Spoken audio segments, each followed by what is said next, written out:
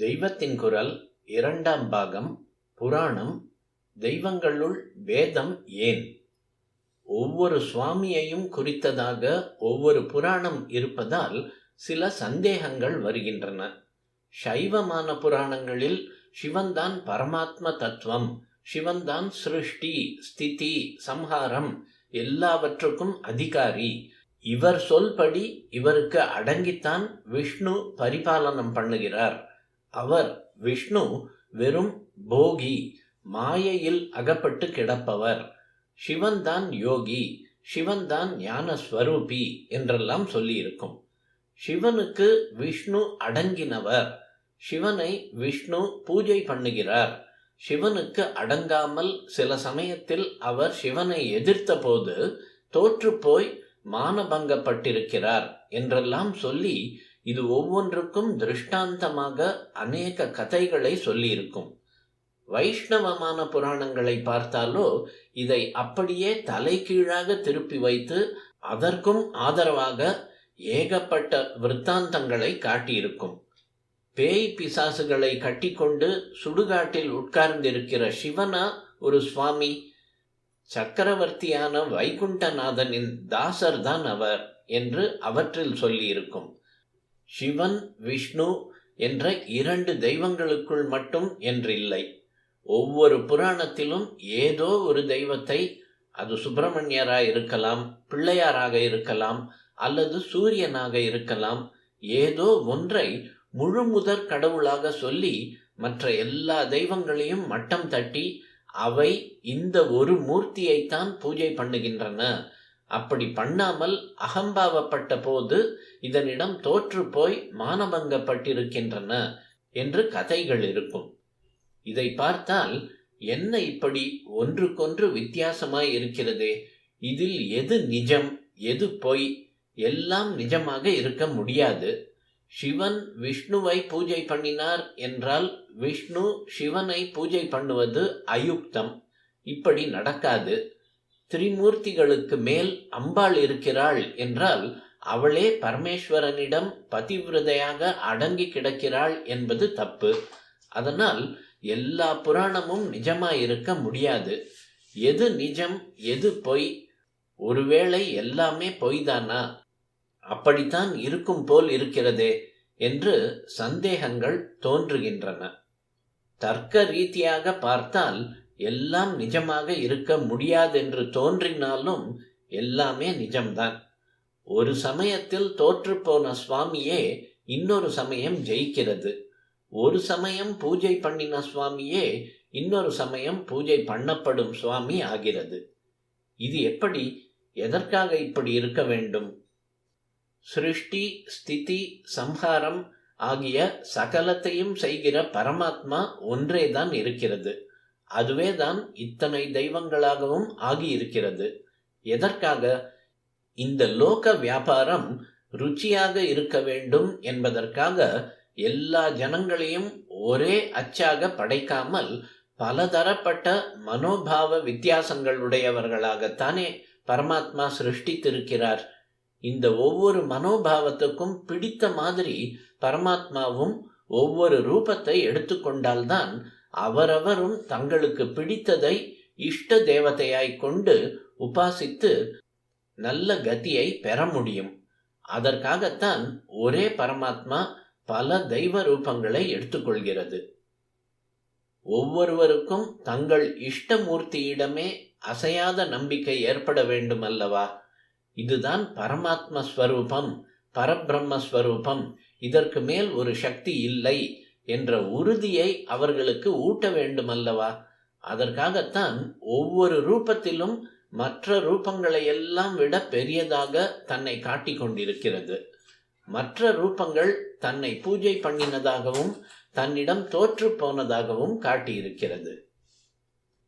இப்படி சொன்னதாலேயே ஒவ்வொரு தெய்வமும் மற்ற தெய்வங்களை பூஜித்ததும் உண்டு, மற்ற தெய்வங்களால் பூஜிக்கப்பட்டதும் உண்டு, மற்ற தெய்வங்களிடம் தோற்றதும் உண்டு, மற்ற தெய்வங்களை தோற்க பண்ணினதும் உண்டு என்றாகிறதல்லவா?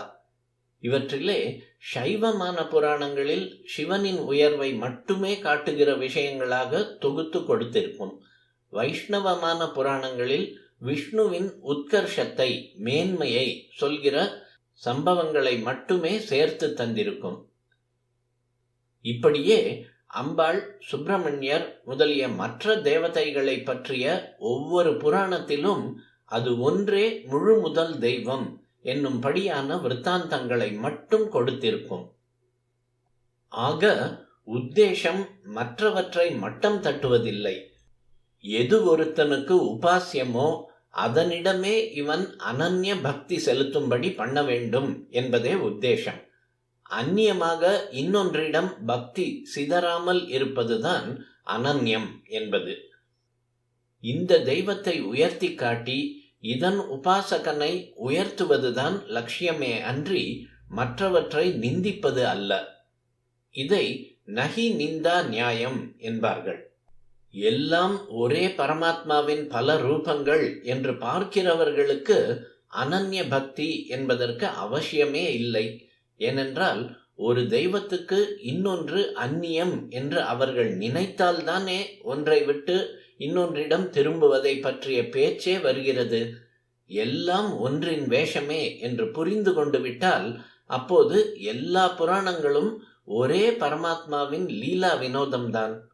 அந்த ஒன்றேதான் தன்னை வெவ்வேறு மனோபாவக்காரர்கள் அனுபவிக்கும்படியாக வெவ்வேறு தெய்வம் போல் ஆக்கிக்கொண்டு இத்தனை கூத்தும் அடிக்கிறது என்று புரிந்து கொண்டு ஒன்றுக்கொன்று முரணாக தோன்றுகிற எல்லா கதைகளையும் ரசிக்கவும் பக்தி செலுத்தவும் முடிகிறது.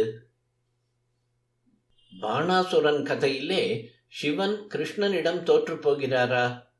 திருவண்ணாமலை கதையிலே விஷ்ணு சிவனுடைய அடியை காண முடியாமல் தோற்று போகிறாரா? இரண்டும் சத்தியம்தான். கிருஷ்ண பக்தர்களை அவர்தான் பரமாத்மா என்று நம்ப பண்ணுவதற்காக ஈஸ்வரன் தயங்காமல் கிருஷ்ணனிடம் தோற்று போக கூடியவர்தான். சைவர்களுக்கு ஈஸ்வரனிடம் பிடிப்பை உறுதியாக்க வேண்டும் என்பதற்காக விஷ்ணு தம்மையே குறைத்து கொண்டு ஈஸ்வரனிடம் தோற்க கூடியவர்தான். நாம் ஜெயித்தவர் தோற்றவர் என்று வித்தியாசமாக நினைத்தாலும் அவர்களுக்கு தாங்கள் வேறு இல்லை, ஒருவரே தான் என்று தெரியும் அல்லவா? தன்னையே ஜெயித்து கொள்வதாவது, தன்னிடம் தோற்று போவதாவது. அதனால் இதெல்லாம் விளையாட்டுத்தான்.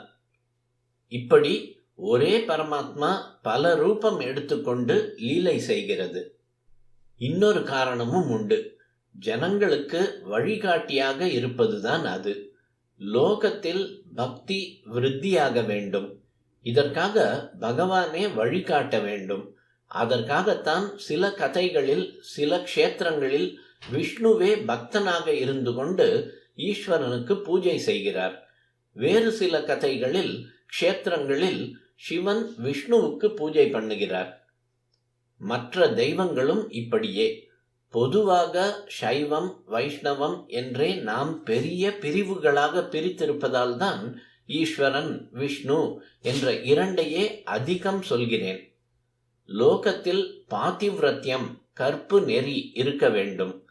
அதனால் அம்பாளே பதிவிரதைகளுக்கெல்லாம் வழிகாட்ட வேண்டும். அப்போது தான் பராசக்தியாக இருந்தாலும் பதிக்கு அடங்கி ஒடுங்கினவளாகத்தானே இருக்க வேண்டும்.